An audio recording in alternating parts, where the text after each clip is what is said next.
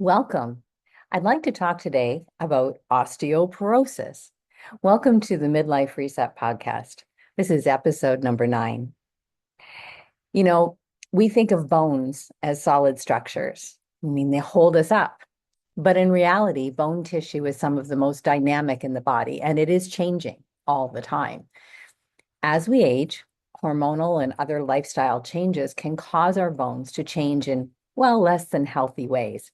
Our bones can become more porous, and as in the case of osteoporosis, we often don't have any outward symptoms until there is some weird, unexplained pain, and an X-ray reveal a fracture, or we could have a bone scan.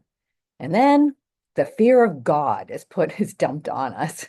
Don't move this way. You might break in two. All in all, it's a lot of really scary stuff. And this podcast is about addressing that fear. This is your greatest enemy, not your diagnosis. Now, movement is absolutely essential to maintaining your wellness. And this is true for every body, but especially true if your body does have a diagnosis. Many of my clients have had well-meaning clinicians advise against yoga. And with all due respect, my expertise is in guiding movement. I have to know what is safe and what isn't for my clients. Other clinicians, their expertise might be in reading that bone scan or assigning pharmaceuticals to the problem. They may not have the 20 plus years experience that I have in guiding people in safe movement. So let's dive in. How can yoga contribute to stronger bones? Well, yoga is an amazing practice for those with osteoporosis and osteopenia. The practices may look a little different from what you see in the magazines or, the main benefit that yoga has over all other forms of exercise is the mindfulness. Staying focused and present with your current activity builds balance. And it's not porous bones that are the mortality risk with osteoporosis. It's the fall. So yoga is also weight bearing. It focuses a lot of attention on the core, breathing, supporting the spine, all key things that we want to look at if you're working with an osteopenia or osteoporosis diagnosis. So bones are living tissues that constantly undergo a process of breaking down and rebuilding. They provide structural support, they protect your vital organs, and they store essential minerals such as calcium and phosphorus. Bone density refers to the strength and compactness of the bones, which naturally decreases with age if you don't take proper maintenance steps. Now, yoga, as I mentioned, osteopenia, I should just suggest, is the early stage of bone density loss. It's not the full disease as yet. Bones are becoming weaker, but they're not yet fragile enough to break easy. And the osteoporosis is the more advanced conditions. You can be prone to fractures, particularly in the spine, hips, and wrists. So the benefits of yoga for bone health are multitude. It improves your balance and coordination. This prevents the falls. And as mentioned earlier, the key factor here is the concentration and mindfulness that you use in your poses. Yoga is the opposite of multitasking. The brain will think what it's been trained to think. That's the way brains work. And in the yoga practice, you train the brain to really sense where your body is in space and time. It's known in the science world as proprioception. It becomes habitual to pay attention to what you're doing, so you're not so clumsy. You don't really have to think about where to step on that icy step or how to catch yourself if you do trip.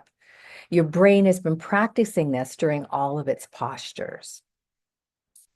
Yoga also enhances posture and alignment. Another thing you practice in poses, especially when they are executed mindfully. And we practice, stacking the bones in the most efficient way. Take mountain pose, for example. It's not just standing around. It's consciously sensing how the hips align over the legs, where the weight is in the feet, how the shoulders settle above the pelvis, all these different things. This builds that proprioception. Yoga also strengthens the muscles that support the bones. Skillful execution of asana or postures means engaging the muscles in specific and also novel ways, different ways. Does your teacher ever say things like wrap the muscle around the bone or feel the gluteus muscles contract? These kind of cues build awareness of how to activate muscles for pure movement. It's not just flinging dumbbells around, which I love doing, but I do it mindfully. When muscles contract, they pull on the bone tissue. This stimulates growth. So paying attention as that contraction affects the bone makes it all the more powerful. The same exercise done the same way all the time can lose its effectiveness. So doing the novel or different movements, there's always a variation in yoga, right? That stimulates bone building as well. The other main benefit of yoga is that it promotes flexibility without strain. Fluid movement is confident movement. And yoga stretches actually should be kind of boring.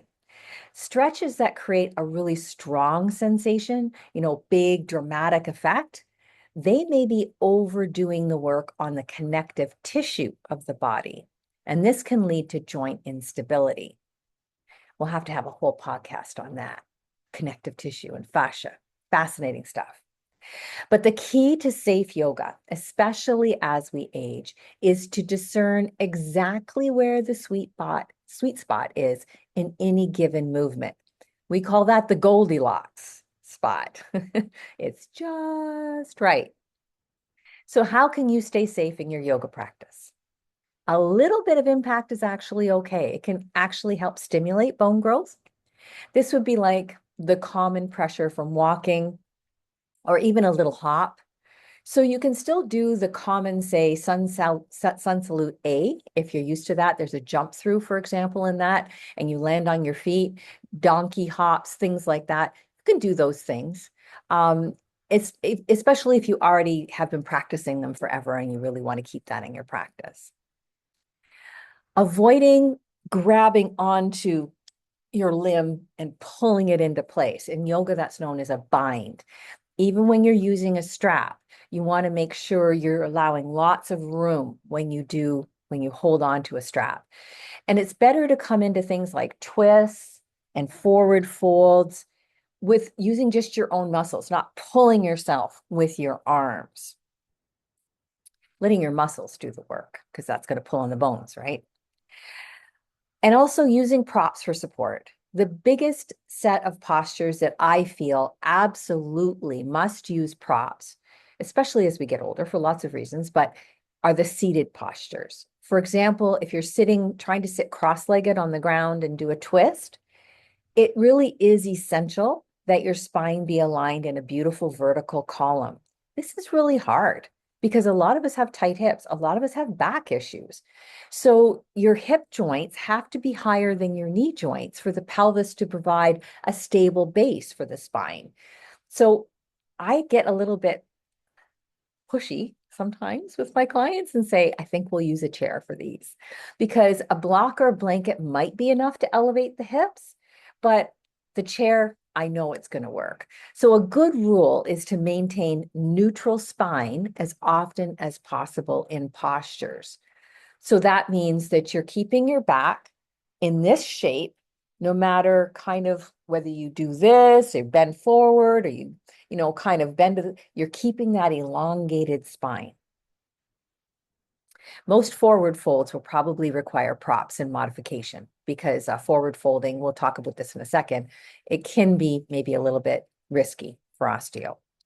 So we want to move into the practice with curiosity and confidence. Every time you hit the mat, it's a new day. It's natural for the poses to evolve and change as we do. It doesn't have to mean that we're getting old, weak. I like to think of this time in my life as my wisdom years, and I get to be the biggest beneficiary of my repository of knowledge. In other words, just get over it and be yoga. So what poses should you focus on if you're going to use yoga and you have osteoporosis or osteopenia. Any mature woman really would benefit from these poses. Standing poses like your warrior series, they strengthen your legs and your hips. You want to avoid any variations that ask you to join your hands and pull, as we mentioned before. And if any pose is suggesting you lean forward, a pyramid pose would be an example. Only go as far into the forward fold as you can maintain neutral spine. So I always recommend using a chair seat to land your hands on, or at least blocks. Balance poses like tree pose can really challenge your concentration and improve that proprioception we talked about. They build confidence. After all, each time you take a step when you're walking, you're balancing on one leg. So I always suggest we keep a chair handy just in case we're wobbly that day. But I think working on balance poses is awesome.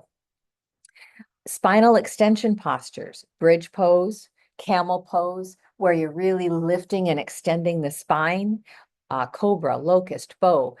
These can all be used to strengthen your spinal and hip muscles.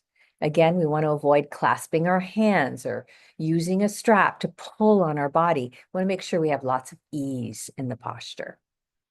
Now, forward bending is a group of postures that people are commonly told don't forward bend.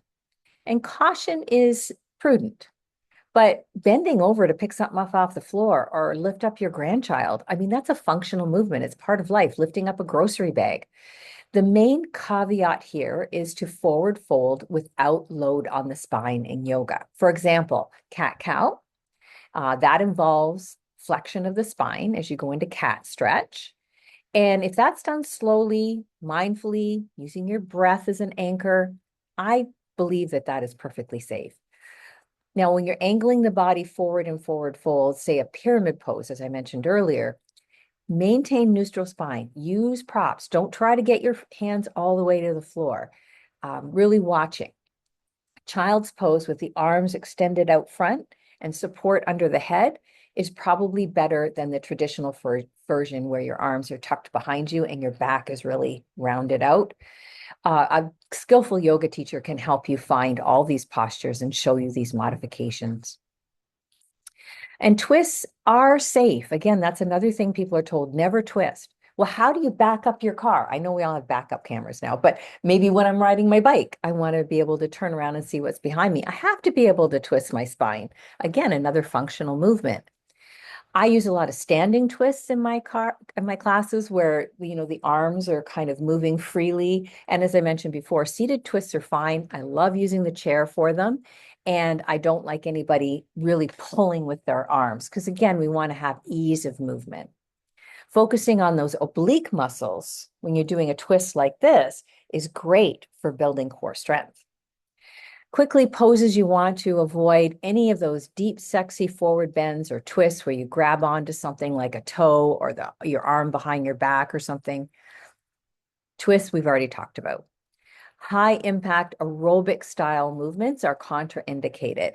A little bit of bounce can actually be helpful, but watching out for those really like jumpy things that sometimes show up in yoga classes. And of course, extreme back bends. Especially if you're trying to clasp your hands or hold onto your feet. You're looking for a gentle, even curve the whole length of the spine, and you should always feel soft and easy to breathe. Any poses that put excessive pressure on the wrists or the spine, like down dog, for example. You can do down dog, but I love showing down dog with the hands on a chair. I think I get a better spinal stretch. And many other postures like plank can be done on your forearms. Sometimes I'll put blocks flat under the forearms, and that lifts you up a little bit more, gives you a little bit more space. So again, a skillful yoga teacher will have all of these kinds of tricks up his or her sleeve.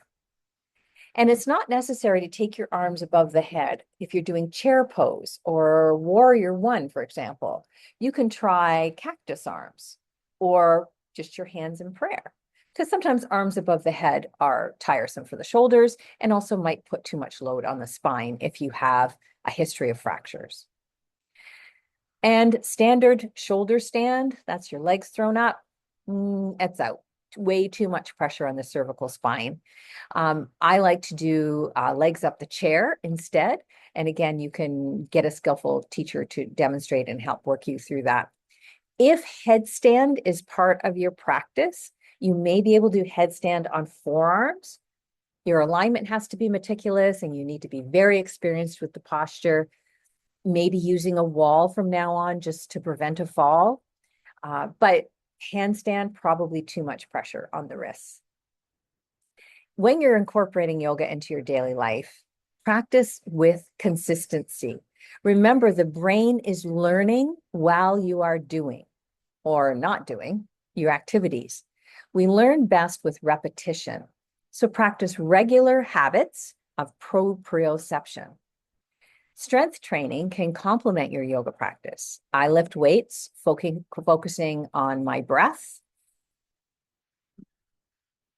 and incorporating a lot of mindfulness. Yoga postures are weight bearing. There's lots of different ones, and they can be really, really helpful even if you choose not to lift weights. Consulting a healthcare professional to help build you the best diet for you. It's not just about piling on calcium. And it's worth investing in a registered dietitian or a naturopath to help get customized recommendations. And do commit to the full practice of yoga, incorporating daily relaxation. This is things like restorative yoga, meditation. These are essential to dealing with the stress of everyday life, plus worrying about your diagnosis. I have a tool called the 3-minute breathing space. I'll put a link to this in the show notes. And this is a great on-the-go tool for just dialing down the drama in your brain. Journaling is something I use every day as well. So in summary, movement is absolutely essential to living a full, strong life. So allowing the fear around your diagnosis is just the fastest path to limiting your longevity. Have confidence in your natural intuition and wisdom. You are the world's best expert in you. So build a kind, attentive relationship with your body's sensations. This is absolutely the best path forward. And yoga is safe, but you need to broaden your practice, incorporate more props, move more mindfully, slow it down, and root out any outdated expectations of what yoga should look like. I really hope this was helpful. If you'd like to subscribe to this podcast, that would be wonderful. Then you won't miss any episodes. Comment, that would be wonderful. Share it with friends. And I will put a link in the show notes to my website, and you can get lots more information on the postures, and you can find out how to work with me privately if you have some questions around osteo or anything else like that. So thank you so much for tuning in, and I hope we can talk again real soon.